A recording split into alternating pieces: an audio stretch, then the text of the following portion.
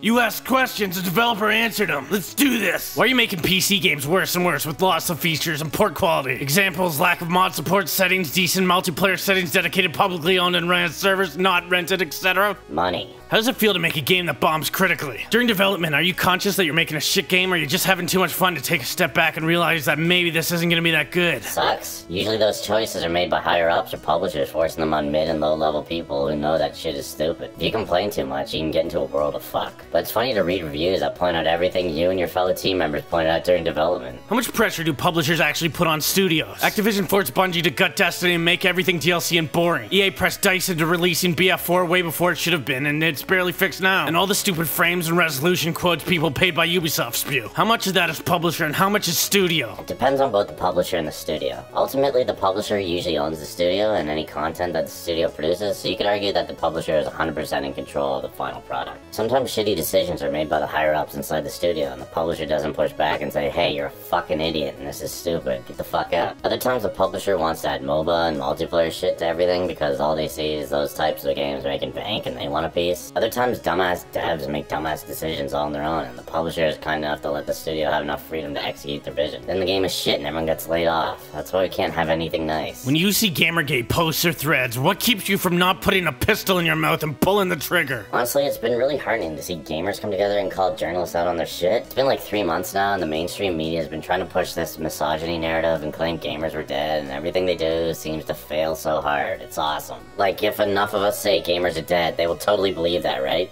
Also, fuck you to the journalist who wrote that shit and all the other slanted articles painting Gamergate as a misogynistic hate fuck train. You realize that developers are gamers too, right? I got as pissed off as the rest of you, I just couldn't take to Twitter and do shit publicly. Then more and more of these articles came out, and we've got Brianna Wu and Zoe Quinn on MSNBC telling the world that my coworkers and I are a bunch of woman-hating misogynists, and I'm hearing from people that women are starting to get scared out of getting into the industry because they're only hearing things like this these big outlets are selling. Why does the AAA game industry keep iterating and producing sequels instead of innovating? Money.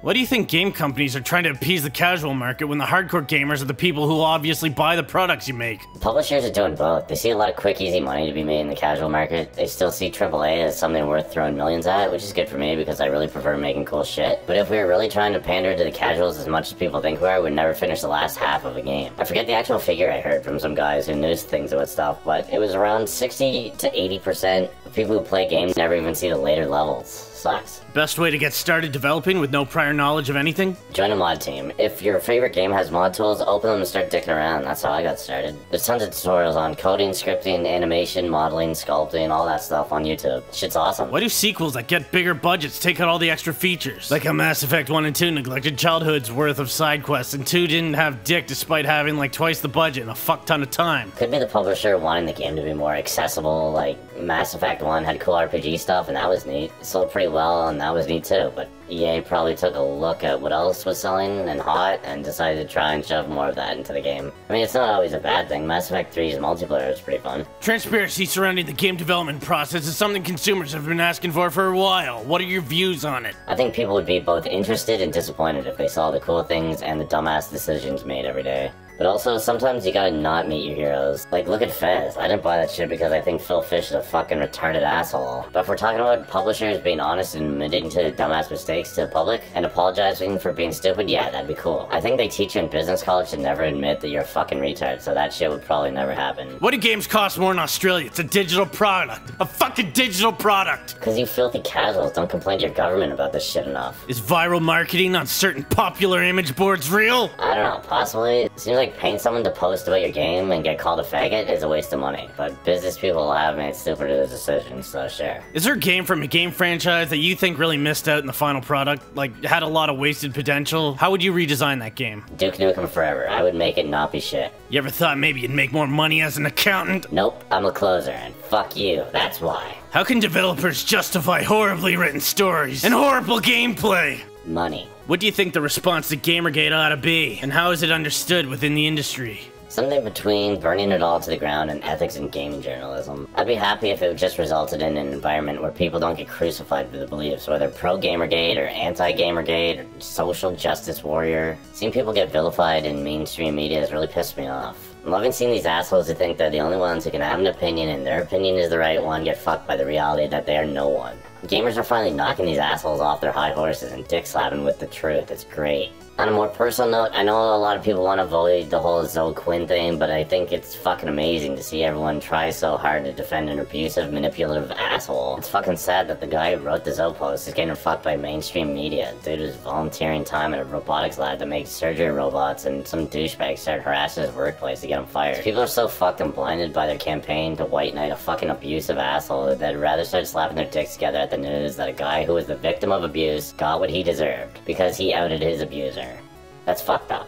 Also, I get the feeling that most people who hate the guy who wrote the Zoe post haven't actually read it. I see a lot of mainstream media types calling it a screed and all sorts of shit. If they did read it, they probably went in with a preconceived notion of what it would be, and found whatever they wanted to find in it. I don't know, but I think it was a fairly detached examination of the behavior of a horrible person who's pretending to be something they're not. Also, if he was a chick and Zoe was a guy, this shit would have gone down just like the Brad Wardell or Max Temkin shit. Zoe would have been nailed to that cross because of an honest post about abuse by a brave abuse survivor. It's seriously amazing that the media is being allowed to get away with this shit. For people so obsessed with justice, they seem to lack a basic understanding of the concept. What's your opinions on Twitch and the Let's Play scene in general? Do you have a problem with other people actually wanting to watch someone else play video games? I like Let's Plays. Well, funny ones. The guys who did Daikatana and Quake 2 and Mercenaries 2 are fucking killing me. I think it was Proteus and Lithuanian Dad or something. It's on lparchive.org. But I have no problem with people watching people play a game I made. I think it's a good thing. I think the only people who'd be worried about people watching unedited footage of the game are people who made a shit game and are trying to hide the fact that the game is shit. Do you think developing games have turned you guys into introverts? Not any more than we were before we started doing this. What's your opinion on early access games and Kickstarter games, when most of the time they rarely become a polished, finished product? Not a big fan. Just look at Double Fine and that space station game. But it is a really cool way to get people to pay you to be quality assurance. It usually works the other way around. What exactly is considered a badly developed game, in your opinion? Karate Kid for NES. I rented that as a kid and I wanted to cry. I'd ask if they're afraid of making the game they want to make because the gaming journalism outlets might not score it fairly. Whether or not they feel the only way to gain respect by making a game nowadays is to have it get praised via word of mouth, or whether that whole thing concerns them at all, really.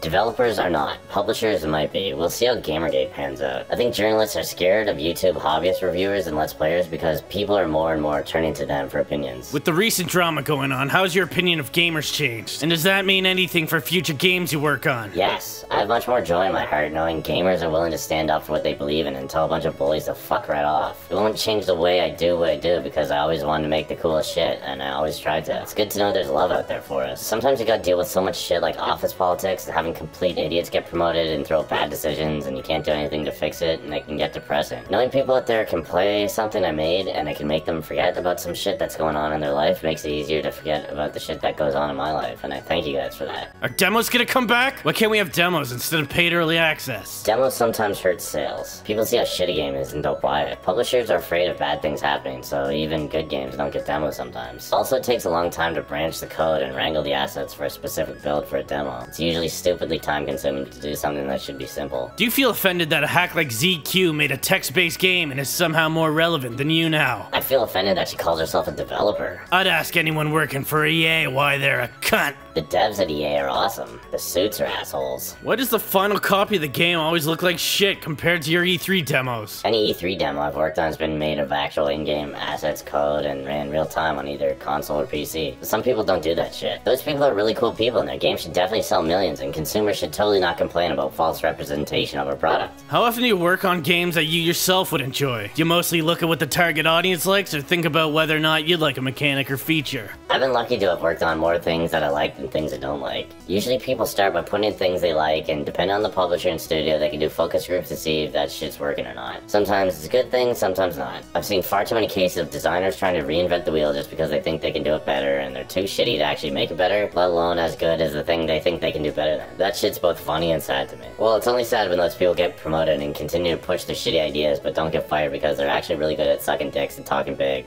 That shit's the worst. What's the most annoying game paradigm that you'd like to break? Do this thing 3 times to win. Fuck that noise.